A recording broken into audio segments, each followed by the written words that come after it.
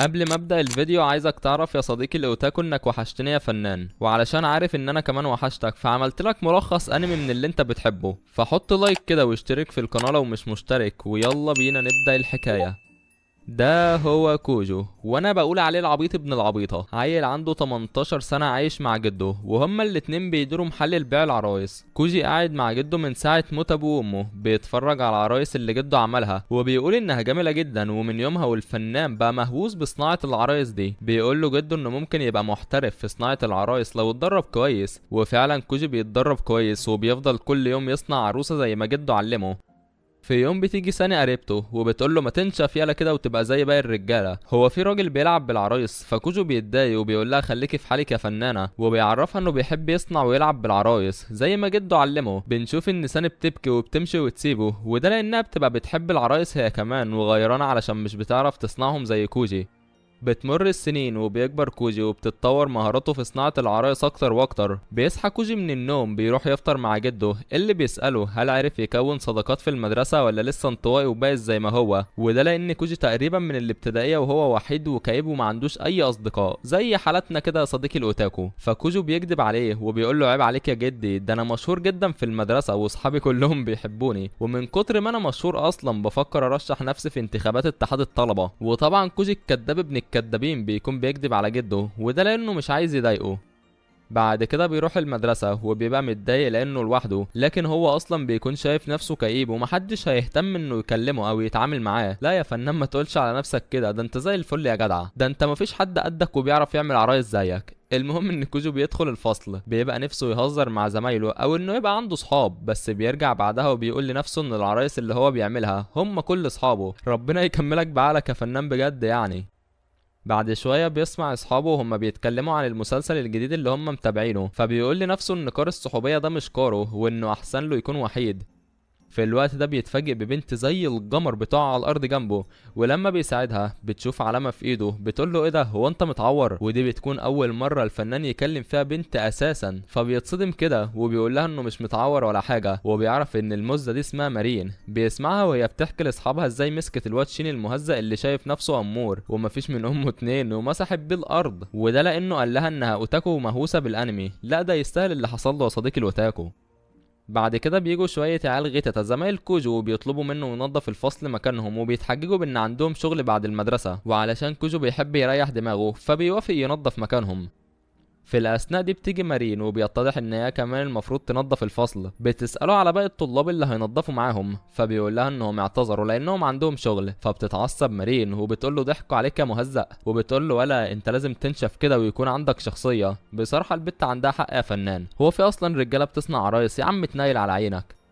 وعلشان كده كوجو بيفضل يجلد في نفسه، ولما بيرجع البيت مش بيبطل تفكير في كلامها، وبيقول ان عندها حق وبيتضايق من غير ما يقصد، وبيعور نفسه ابن العبيطه. في الوقت ده جده بيدخل عليه وبيقول له انت اتعورت يا ابن الهبله، ايه اللي واخد عقلك بس قول لي. فكوجي كالعاده بيحاور على جده وبيقول له انهم لازم يشتروا مكنه جديده لان بتاعتهم باظت، وهو مش هيقدر يخيط عليها لبس العرايس بتاعته. فبيقول له جده تمام ماشي. وتاني يوم بيروح المدرسه وبيدخل اوضه الحياكه وبيقرر يستخدم المكنه اللي هناك، وفجاه بتدخل عليه البت مارين وبتقول له ايه ده فنان انت طلعت ترز حريمي؟ فبيقول لها معاك عبد الببلاوي ترز حريمي فعلا، قصدي انا بحب الخياطه مش اكتر. وبيوريها عروسه من اللي بيصنعهم فبتعجبها جدا وبتتصدم، وبتقول له انا كمان بحب الخياطه جدا على فكره. وفجاه البت بتقلع هدومها قدامه بنت الفسقه، فبيقول لها انت بتعمل ايه يا بت مهزأه؟ فبتقول له استنى بس يا شبح، وبتلبس فستان هي اللي عاملاه بنفسها، وبتطلع له مجله فيها شخصيتها المفضله، وبتقول له ان نفسها تعمل فستان زي اللي في الصوره ده. اي نعم يعني اللي عملته ما طلعش شبه اللي في الصوره قوي. فبيقول لها يا ست تنيلي، ده مفيش شبه اصلا بين الاتنين، ايه الستاره اللي انت عاملاها دي اصلا؟ وبيعرض عليها يساعدها في تفصيل فستان احلامها. فبتقول له والله شكرا جدا يا فنان، انت تكميلك ده فوق فوق فوق راسي ومش هنساه ابدا.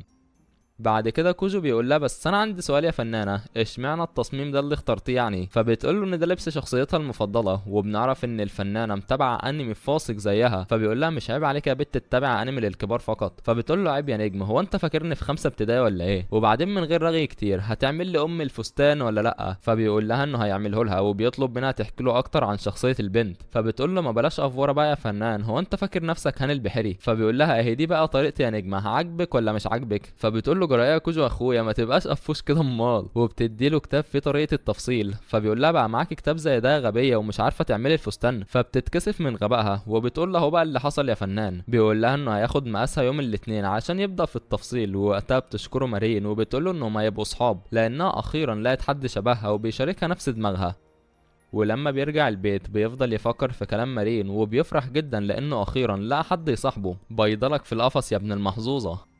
تاني يوم بيتفاجئ لما بيلاقي الفنانه جايله البيت، فبيقول لها يخرب بيتك انت عرفت عنوان بيتي منين اصلا؟ فبتقول له عيب عليك يا اسطى ما تصغرناش، سالت على محلات العرايس بتاعتكم. فبيقول لها يعني انت هتدخلي بيت راجل غريب كده ما تعرفوش عادي؟ فبتقول له طب هو فين بس الراجل ده يا عم؟ وبتطير جبهه امه. بتديله الكيك اللي جايبه له وبتقول له اديني ما دخلتش وايدي فاضيه اهو. فبيقول لها والله كتر خيرك يا نجمه. بعد كده بتقول له انها جايه له علشان ياخد مقاسها، وبتدخل تقتحم البيت عادي جدا كده. وبتقول له ها بقى هقلع فين؟ فبيقول لها امسك العقل يا فنانه كده الله يبارك لك. فبتقول له طب بالعقل كده انت هتعمل لي فستان ازاي من غير ما تاخد مقاسي؟ فبيقول لها تصدق يا فنانه الصراحه اقتنعت. وبياخد مقاسها وهو حرفيا ميت من الكسوف. يا ريتها كانت جابت ذكر بط يالا. وبتبقى البت زي القمر في الحياه يا صديقي الاوتاكو، وحلم لاي سنجل بايظ زي حالتك كده. المهم ان الواد بيقدر ياخد مقاسها، وفي الاخر بتفضل تقول له على التصميم اللي هي عايزاه في الفستان، وبتديله المجلات وبتقول له انا عايزه الفستان ده بالظبط. وبتبقى متحمسه علشان تجرب الفستان، وده لانها بتحلم تبقى كوزبلاي. والكوزبلاي ده يا صديقي الاوتاكو هم مجموعه من الاوتاكوز المهووسين اللي بيقرروا يقلدوا هدوم شخصيات الانمي وتصرفاتهم، وبيصوروا نفسهم فيديوهات وهم بيعملوا كده. عالم مجانين بقى ملناش دعوه بيهم، احنا بنتفرج بس.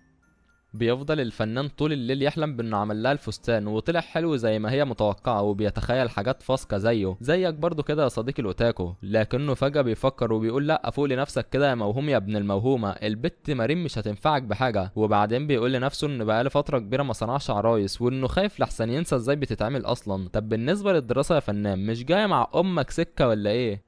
المهم انه بيروح المدرسة وبيتفاجئ لما مارين بتروح تسلم عليه وبتتعامل معاه على انهم صحاب وكانوا متربيين سوا. ومش بس كده، ده البت مارين بتجيب اصحابها وبيتعرفوا على كوجي كمان، اللي بيبقى مصدوم وبيقول معقول بعد ما كنت عيل انطوائي بائس ما عنديش اي اصحاب ابقى محاط بكل الموزز دول يا جدعان.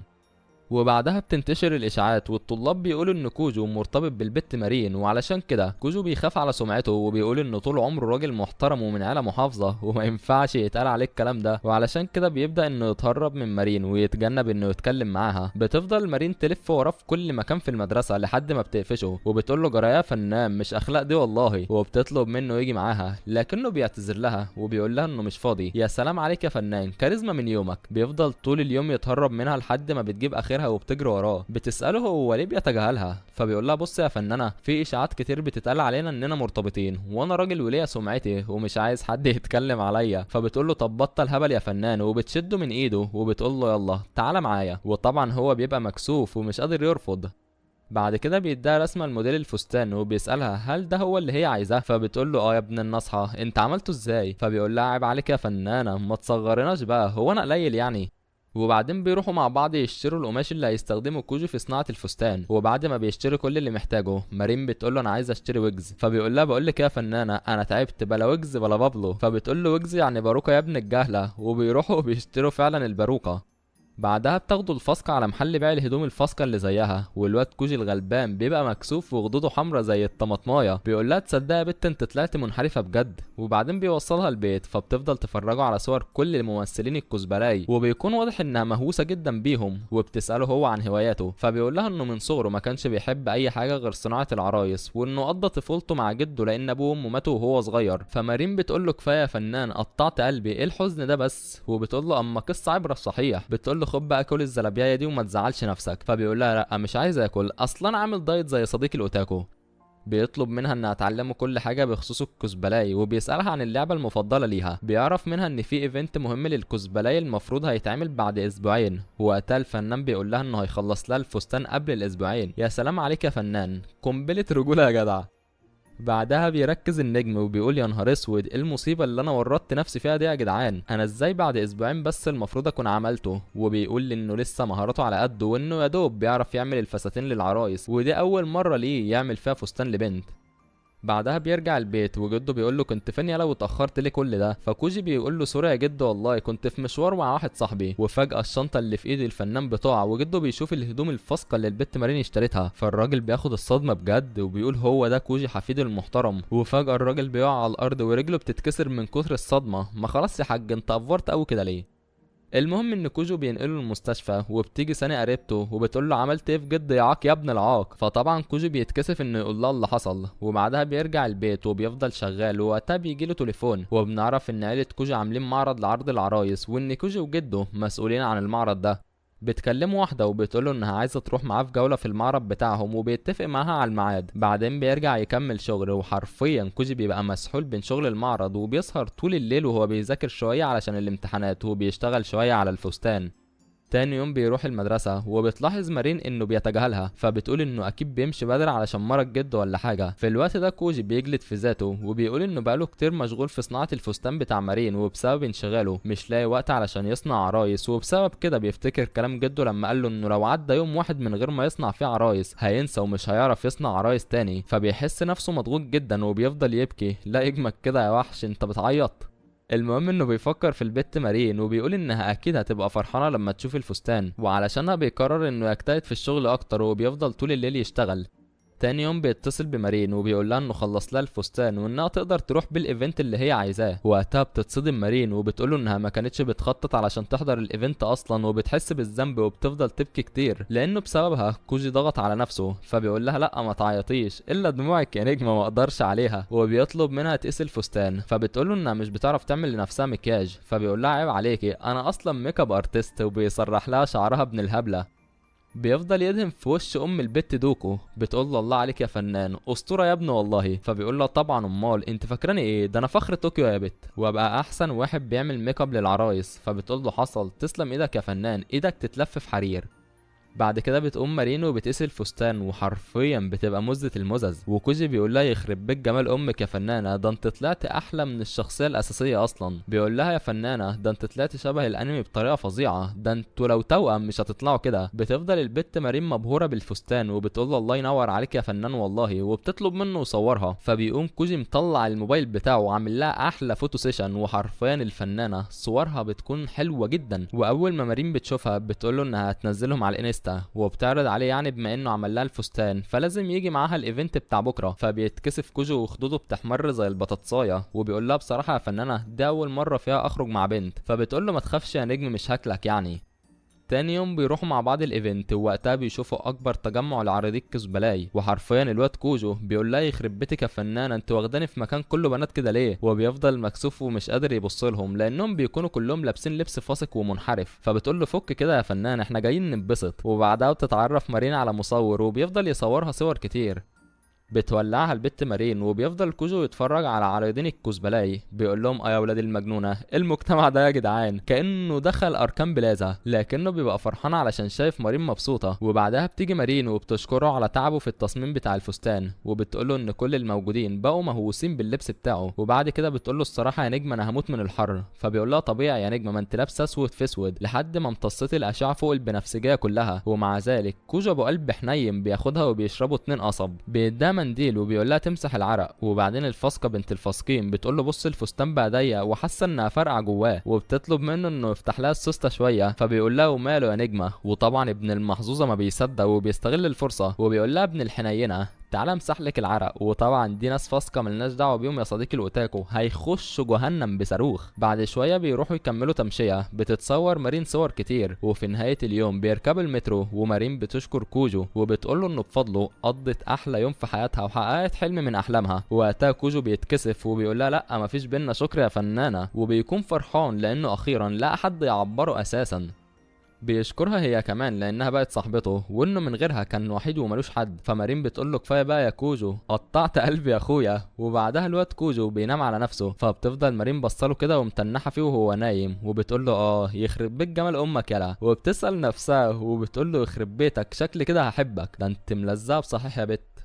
وهو كمان بيكون واضح انه وقع في حبها ودب في دباديبها من الدور العاشر، وده لانه بيحلم بيها وهي قاعده جنبه. يا سلام على رومانسيه اهلك يلا. بعد كده بيوصلوا على البيت، بيقرر كوجو ياخدها عنده البيت ويغسل لها الفستان، وده بعد ما النجمه قالت له انها مش بتعرف تغسل وما عندهاش غساله في البيت اساسا. فكوجو بيقول لها وانا موجود مش عايزك تقلقي يا نجمه، وبيعلمها ازاي تغسل الهدوم وكمان ازاي تغسل الباروكه اللي كانت لابساها. فبتقول له بصراحه انا مش عارفه من غيرك كنت هعمل ايه، تسلم ايدك يا سيدي المعلمين. في الوقت ده الجد بيكون راكب مع سان العربيه وراجع على البيت، بيقول لها شفت كوجو الفاسق ابن الفاسق طلع يعرف واحده. فالبت سان بتطلع سالكه واجدع من السقه وبتدافع عن كوجو، وبتقول لجدها عادي يا جدي شباب بقى، ما احنا كنا شباب ولا انت طلعت مولود كبير يعني؟ بصراحه الله عليك يا فنانه، روحي يا شيخه ربنا ياخدك. وقبل ما يرجع البيت بيلاقي مارين اللي بتفتح له الباب، وفجاه بياخد الصدمه بجد وبيقول لكوجو اه يا منحرف يا ابن المنحرفين، انت اتجوزتها في السر يالا ولا ايه؟ فكوجو بيقول له لا والله يا جد لسه ما وصلناش لمرحله الجواز. فالراجل بيفهم انهم لعبوا مصارعه مع بعض من غير ما يتجوزوا، وبيتعصب وبيقول له لا البيت ده طاهر وهيفضل طول عمره طاهر بسوق كوريا. فكوجو بيقول له جدي ركز كده معايا انا اصلا ماليش في الكلام ده. فالراجل بيستغرب اكتر وبيقول له يا ابني قول كلام ما يخلينيش افهمك غلط. فكوجو بيلحق نفسه وبيقول له يا جد قصدي ان البت مارين دي صاحبتي وما حصلش بينا حاجه، هو انت دماغك حادفه شمال كده ليه يا عم؟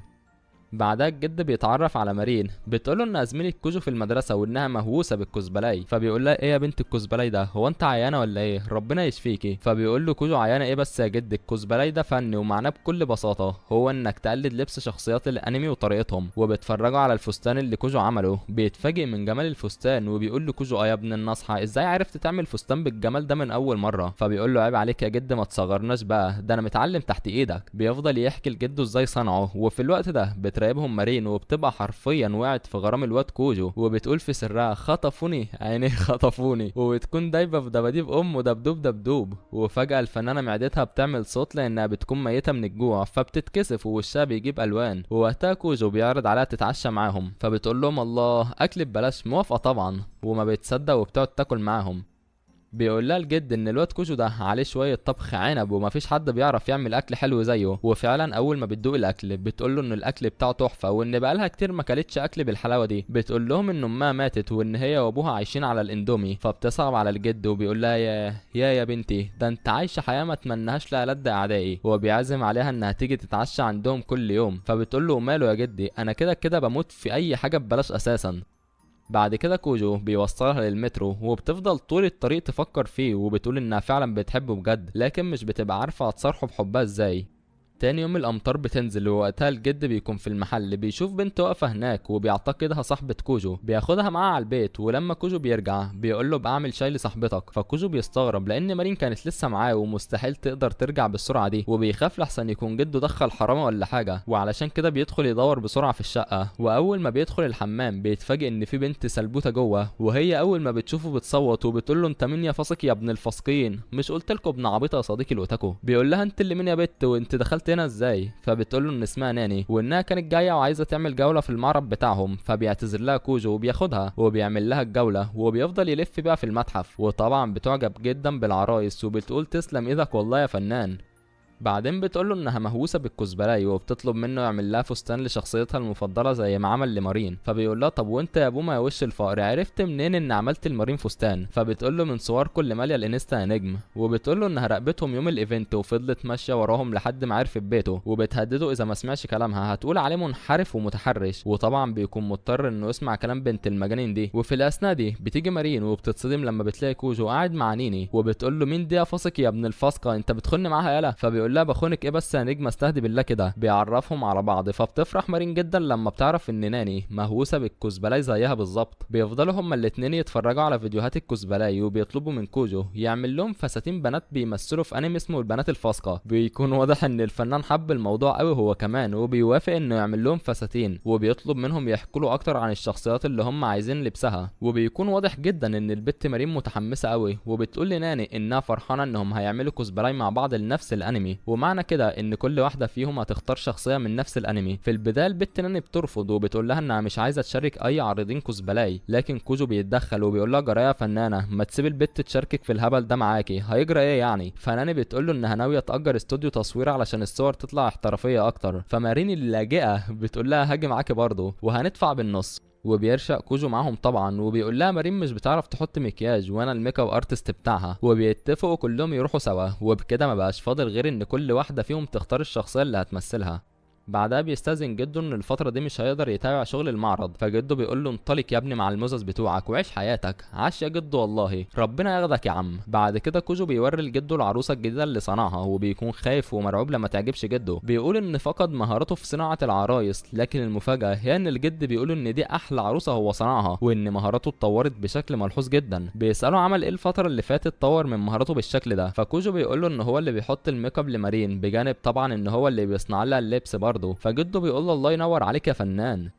وتاني يوم كوجو بيروح لمارين البيت، وده علشان ياخد منها السيديهات اللي عليها الانمي اللي هيختاروا منها هي وناني، وبيفضل يخبط على الباب، وفين لما البت بتفتح، وفجأة بيتصدم اول ما بيشوفها لابسه بيجامه فاسقه زي حالتها. بيقول لها يخرب بيت اللي جابوك يا فنانه، ايه ده هو انت مش حاسه بالبرد خالص؟ المهم ان البت بتاخد بالها وبتجري جري تلبس، وبعدين بتقول له ايه رايك يا فنان لو تقعد معانا نتفرج سوا، يعني بدل ما تفضل شايل السيديهات دي. يا سلام على طيبه قلبك يا فنانه. وفعلا الفاسق ما بيصدق وبيقول لها وماله نتفرج سوا، ايه اللي هيجرى يعني؟ ايه اللي هيجرى؟ هتخشوا جهنم يا ابن الورمه. بتروح تعمل لهم شويه فشار، وبتقول له عقبال ما نعمل موفي نايت في بيتنا يا كوكي. فكوجو بيقول لها اهدي كده يا ست الكل واستهدي بالله، وبيفضلوا يتفرجوا على الانمي. ووقتها مارين بتفضل تراقب في كوجو وبتقول له يخرب بيت جمال امك، وحرفيا الفنانه بتبقى دايبه في دباديب امه دبدوب دبدوب. بعد شويه بتلاحظ ان كوجو متاثر جدا، فبتقول في سرها ايه ده انت طلعت انسانه اهو بتحس يالا. وبعد شويه بتعرض عليه تعمل له اكل، فبيقول لها يعني انت هتعرفي تعملي ولا هتجيبي لنا تسمم وتجيبي اجلنا يا بومه؟ فبتقول له عيب عليك يا فنان، ده انا اصلا اسمي مارين الشربيني. بتقوم والشيف اللي جواه بيطلع، لكنها مش بتعرف تعمل حاجه، حتى البيض بتبوظه ومش بتعرف تعمله، فبتتكسف وبتضطر توري له البيض. واول ما بيدوقه بيقول لها الله على اكلك جميل جدا يا فنانه، ده احلى اكل انا دقته في حياتي. ربنا يسامحنا على الكذب ده يا جدعان. بعدها بيكملوا فرجة على الانمي، وفجأة بيتأثر كوجو وبيعيط، فمارين بتقول له كوجو ايه ده انت بتعيط؟ هسميك كوجو القموصة العيوطة. فبيقول لها انا بعيط من المغص منك لله يا بومة، لما انت ما بتعرفيش تطبخي بتطبخي ليه من الاول؟ ولما بيرجع البيت بيرسم التصميم المبدئي لللبس وبيبعته لناني وبيسألها ايه رأيك، فبتقول له تسلم ايدك يا فنان والله. وبعد شوية بيكلم مارين وبيقول لها انهم هيقابلوا ناني واختها الصغيرة، وبتكون مارين متوقعة ان اخت ناني هتكون صغيرة وكيوت زي ناني كده، لكن بيتفاجئوا لما بيلاقوا اخت ناني قد التنينة والمفروض انها في اعدادي. فبيتعرفوا عليها وبتقول لهم ان اسمها شينو، وبيكون واضح ان البت مكسوفة، وده لانها طويلة وهبلة. المهم ان البت شينو بتفضل تفرجهم على الصور اللي هي صورتها، وبتقول لهم انها احسن واحدة بتصور وعندها كاميرا تصوير احترافيه، يعني من الاخر البت فوتوغرافر وعليها ماسكه كاميرا عنب. وحرفيا مارين بتكون مبهوره بشينو والصور بتاعتها، بتسالها هو انت جايبه الكاميرا دي منين يا نجمه؟ فشينو بتقول لها ان الكاميرا دي بتاعت ابوها، لكن سعرها غالي جدا وده بسبب مميزاتها الكتير. بتقول انها تقدر من خلالها تعمل ايديت على الصور وكمان تصور بفلتر. فكوجو بيقول لها اما اختراع عبره بصحيح، وبيتفقوا انهم هيتقابلوا اخر الليل وهيروحوا الاستوديو اللي هيصوروا فيه سوا. بالليل بتاخدهم ناني على الاستوديو اللي بيكون في حته مقطوعه وضلمه، ووقتها ناني بتكون مرعوبه لانها ما كانتش متوقعه ان المكان هيبقى ضلمه كده، بتبقى خايفه، لكن شينو بتقول ان ده مكان مناسب للتصوير. بيلاحظ كوجي ان ناني خايفه، فبيقول لها مالك يا نجمه اجمدي كده امال. فبتقول له عادي، هو مين قالك ان خايفه اساسا؟ انا هموت من الرعب الحقيقه. فبيقول لها لو عايزه تمشي يلا بينا نمشي. فبتفكر شويه وبعدين بتقول له انها عايزه تواجه مخاوفها، وكمان عايزه تجرب الفستان اللي هو عامله لها. بتعترف له انها كانت غيرانه من مارين، وانها كانت عايزه تعمل فستان زيها لانها انبهرت بالفستان. وساعتها كوجو بيفتكر لما كان صغير وبيتكلم مع جده وكان مبهور بالعرايس، وبيقول لجده انه هيبقى احسن واحد بيصنع عرايس. بيقول لها ان وقتها جده كان فرحان جدا لانه هو وحفيده بيتشاركوا نفس الهوايه، وبيفضل يبكي كتير. فناني بتقلق منه وبتقول له جرى يا ابن المجانين مالك؟ فبيقول لها سوري يا فنانه اندمجت شويه في العياط بس مش اكتر. فجأة البت ناني بتفقد الوعي، فكوجو بيبقى مش عارف يعمل فيها ايه، وبينادي المارين وبيقرروا يرجعوا البيت بسرعة.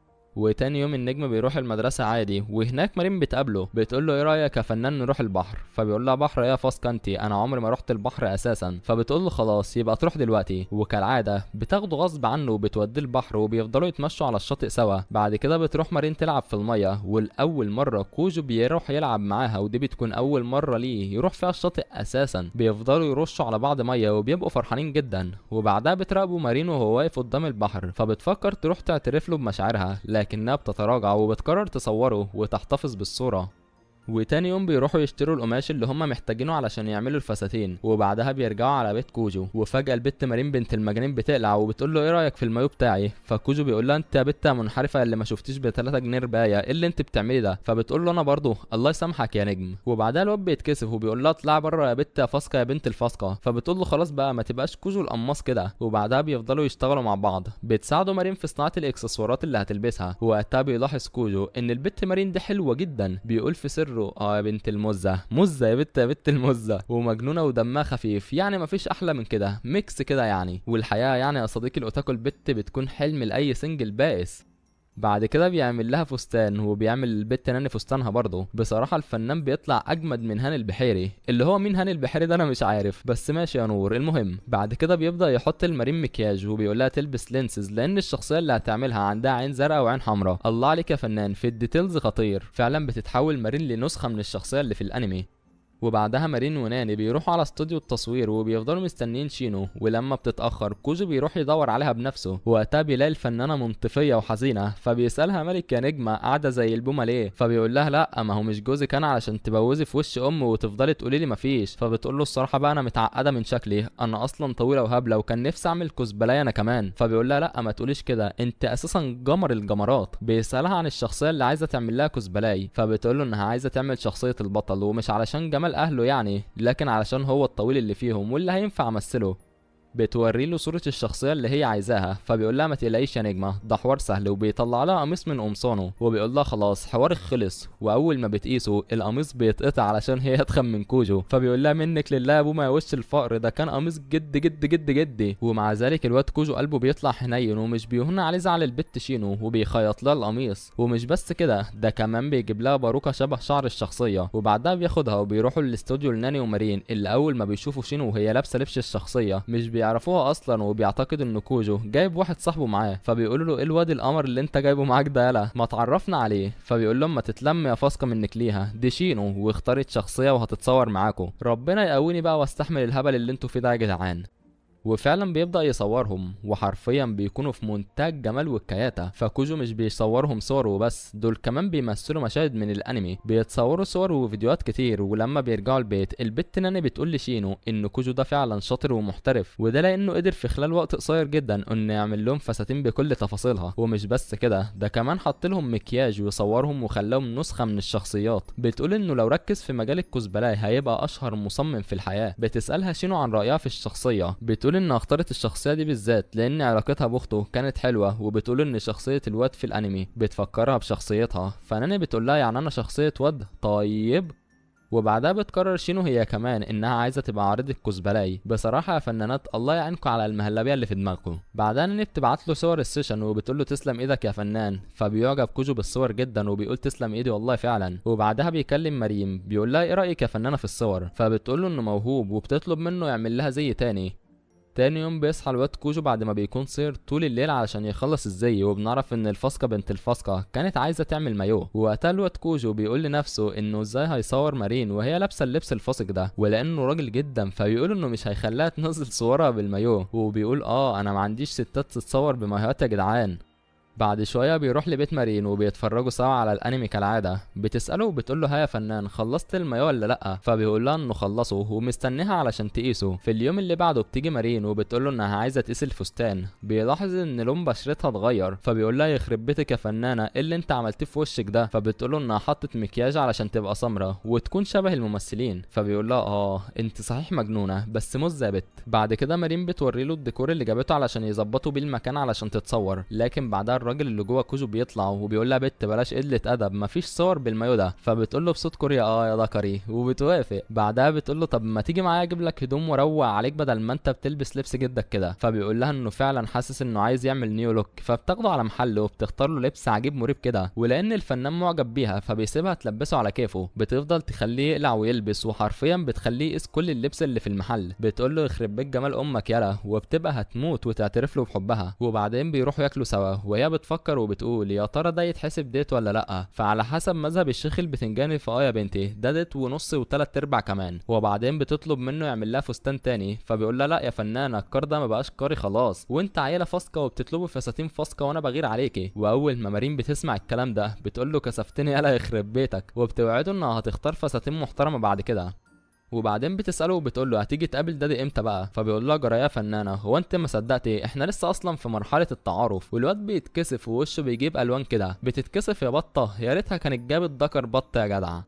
تاني يوم كوجو بيخرج مع مارين والجو بيكون حر جدا، لكن كوجو بيقول لها خف صياح يا فنانه الله يبارك لك ويلا بقى خديني على المكتبه. فمارين بتقول له انت خلاص يا اسطى بقيت مدمن انمي ومانجا ولا ايه؟ فبيقول لها حصل يا فنانه والله. وبيدخلوا على المكتبه بتختار له كتاب علشان يقراه، لكن الفنان حرفيا مش بيكون مركز في الكتب وبيبقى مركز في جمال امها وبيفكر هل يقول لها انه بيحبها ولا لا. وبعد كده البت مارين بتطلع اجدع من السقه وبتقول له انها هتروح تجيب له اكل لحد ما هو يخلص ويقرا الكتاب اللي هي اختارته. بينبهر كوجو بالكتاب وبيقول لك انا كنت عايش ازاي طول الوقت ده من غير مانجا يا جدعان. حصل يا نجم انت ما كنتش عايش اصلا. ومش بس كده بيفضل يقرا وبيعجب بلبس البطله وبيقرر انه يعمل لمارين زيه. بيقول لها الصراحه يا فنانه الطقم ده انا لو عملتهولك هياكل من كتفك حته. فبتقول له بس ده بتاع شيطان اصلا. فبيقول لها يعني هو انت فاكره نفسك ملك؟ اوف طير جبهه امها ده شمل يا فنان ما ترحمهاش. المهم انه بيكمل قراءه في الكتاب وهو مبهور وبيسالها تفتكر ايه اللي هيحصل للبطله. فبتقول له اقرا وانت في الاخر هتعرف. بيفضل يقرا ويتخيل هيفصل ازاي فستان شبه اللي البطله لابساه، وحرفيا الواد بتكون دماغه خلاص اتلحست. طب يا فنان بالنسبه للمذاكره مش جايه مع امك سكه خالص؟ مش بقول لكم ابن عبيطه يا صديقي الوتاكو؟ قول لي صح انت حطيت لايك وعملت اشتراك في القناه ولا لسه؟ المهم مش بيقتنع انه في ثانويه ابن العبيطه ومش محتاج يذاكر وينجح اصلا. بعد ما بيخلصوا قراءة مارين بتقول له مش كفاية بقى الساعة يا فنان ولا ايه؟ فبيقول لها حصل يا نجمة وبيوصلها للبيت. وهو بيروح عند جده وبيحكي له على اللي عمله مع مارين. بيقول لجده انه بيفكر يفصل فستان جديد، وكمان بيقول لجده انه هيخرج بكرة مع مارين. وطبعا الجد بيفرح لان كوجو اخيرا بقى عنده صحاب بعد ما كان عيل بائس انطوائي حزين مكتئب. بعد شوية بيكلم مارين وبيتفقوا يخرجوا سوا ويروحوا استوديو تصوير. تاني يوم بيتفاجئ ان الاستوديو جوه فندق. فبيقول لها هو ده الاستوديو يا فاسقه يا بنت الفاسقه، ازاي هتقعدي مع راجل غريب في اوضه في فندق لوحدك؟ فبتقول له هو فين بس الراجل ده يا فنان؟ اوف طيارة جبهته هي المره دي. فبيقول لها بت احترمي نفسك واظبطي كده. فبتقول له مش قصدي والله انا اقصد ان احنا اهل يعني. بعدها بتروح مارين تلبس ووقتها كوجو بيتوتر جدا لانه مع البنت اللي بيحبها في فندق والشيطان تالتهم. فبيحاول على قد ما يقدر ما يعملش اي حاجه فاسقه كده ولا كده. بعد شويه بتخرج مارين وهي لابسه الزي الجديد. بيروح كوجو يعمل لها مكياج، وبعد ما بيخلص البت بتبقى زي القمر في الحياه يا صديقي الاوتاكو. كوجو بينبهر بجمال امها جدا ومش بيبقى قادر ينزل عينه من عليها. بيعمل لها لوك الشيطان وبيخليها احلى من ابليس كمان. بيقول لها تصدقي يا بت انت لايق عليك حوار الشيطانه ده. وهوب الفنانه بتقع فوقه. فالواد بيتكسف وبيقول لها يخرب بيتك يا نجمه انت واكله ايه؟ انت تقيله قوي ليه كده؟ قومي من فوقي هتموتي امي. بيزقها وبيقلبها على الارض. فبيتكسف ووشه بيبقى شبه الطماطم كده، وهي كمان بتتكسف اكتر منه وبيفضلوا هما الاتنين مكسوفين. وانا كمان بتكسف يا صديقي الاوتاكو علشان تكمل. وفجأة وبدون اي مقدمات النور بيقطع. فبتترعب الفنانة وبتقوله انها خايفة. فبيقرر ياخدها ويمشوا من الفندق النحس ده. بتروح مارين تغير هدومها وبتبقى لسه مكسوفة جدا وبتقول انها كان فاضل لها تكة وتعترف له بحبها. كوجو هو كمان بيكون مكسوف جدا، ولما بيرجع البيت بيفضل يجلد في نفسه لانه مش عارف يعترف لها بحبه. وتاني يوم بيفضل كوجو يصنع عروسه وهو بيفكر في البت مارين. وبعدها بيشوف الالعاب الناريه وبيبدا المهرجان الصيفي. بيقول انه بيكره المهرجان ده ومش بيحب يروحه. في الوقت ده بتجيله رساله من مارين وبتقوله انها محتاج مساعده. فمن غير ما يفكر بيروح لها بسرعه. يا سلام على قلبك الكبير يا فنان. اول ما بيوصل البيت عندها بيلاقيها زعلانه. فبيقول لها مالك يا فنانه؟ يخرب بيت اللي يزعلك يا نجمه. فبتقول له اسكت بقى انا زعلانه وكئيبه لان مش هروح المهرجان السنه دي. فبيقول لها خير يا نجمه مش هتروحي ليه طيب؟ فبتقول له انها كانت كل سنه متعوده تروح مع ابوها، وابوها السنه دي كرف لها وقال لها انه مش هيروح في حته وده لانه عنده شغل. فكوجو الحنين بيقول لها ولا تزعلي نفسك يا فنانه انا هاخدك اوديكي. فبتفرح جدا وبتطلع له مجله وبتقول له بص يا فنان صورتي انتشرت ازاي في المجله. وفعلا بيلاقي ليها صور زي القمر. فبيقول لها يخرب بيت جمال امك يا فنانه ايه القمر اللي انت فيه ده؟ فبتفرح اكتر وبتقول له انت اكتر واحد بتعرف تثبتني يالا. فبيقول لها لا انا بقول الحقيقه على فكره. فبترد عليه وبتقول له وانا مجهزه لك مفاجاه، وبتخليه يتفرج معاها على فيلم رعب. فبيقول لها يعني انت مش هتخافي يا فنانه؟ فبتقول له عيب عليك انا اصلا مقطعه البطاقه ومش بخاف من اي حاجه. وبمجرد ما بيبدا الفيلم البت بتترعب وبتقول له وحياه ابوك قوم افتح النور لحسن انا خايفه وحاسه ان العفريت هيطلع لي من تحت الكنبه. فبيقول لها يخرب بيتك امال ايه اللي مش بتخافي ده؟ بعد كده بيقعدوا يذاكروا سوا شويه، وفجاه الفنانه بتكتشف انها نسيت كتاب الرياضه في المدرسه، وطبعا لان النجم اجدع من السقا بيعرض عليها انهم يروحوا ويجيبوا الكتاب سوا. وفي الوقت ده مارين بتفتكر الفيلم الرعب وبتبقى ميته من الخوف وبتفضل لازقه في كوجو. بعد شويه بيروحوا عند حمام السباحه، وساعتها البت مارين بتسال كوجو انت بتعرف تعوم؟ فبيقول لها ايوه، وفجاه بنت المجانين بتنط في الميه وبيتضح انها مش بتعرف تعوم، فكوجو بينزل وراها بسرعه وبينقذها وبيفضل يفوق فيها وبيقول لها يا بنت المجنونه يخرب بيتك كنت هتلبسيني بلوه. فبتقول له انها كانت عارفه انه هينقذها وكانت عايزه تتاكد من هينقذها ولا لا. فبيقول لها هو انت هبله؟ انت لو كلبه بتغرق قدامها هنقذك، ما بالك بقى انت صاحبتي. وطبعا النجمه بتاخد الصدمه بجد لانها كانت عايزاه يعترف لها بحبه.